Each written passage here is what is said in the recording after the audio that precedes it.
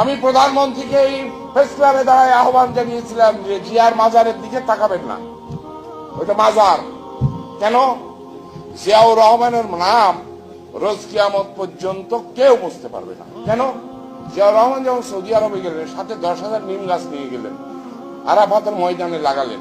আর Saudi বাদশা ফয়সাল যখন ওই মক্কা শরীফ ধুতে যাচ্ছেন, কাবা ঘর পরিষ্কার করতে হয় হজের আগে, তো যাচ্ছে, হঠাৎ ওনার মাথায় আসলো যে জিয়াউর রহমান যে গাছ দিচ্ছিল, গাছগুলোর কি অবস্থা। যে দেখে সেই পুরোনো পাতা পড়ে গিয়ে নতুন সুন্দর কচি কচি পাতা হয়েছে। সৌদি বাদশা ফোন করলেন, জিয়াউর রহমান আবার 2 লক্ষ নিম গাছ পাঠালেন। আল্লাহর রহমতে সেই গাছের নাম হয়ে গিয়েছে নিম গাছ না, সেই গাছের নাম হয়েছে সাজরাতুল জিয়া, জিয়া গাছ।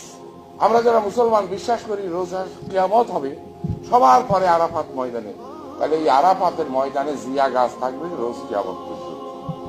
হাসিনা তো দূরের কথা, হাসিনার বাবারও ক্ষমতা নাই এই সাজরাতুল জিয়ার নাম বুঝতে পারে।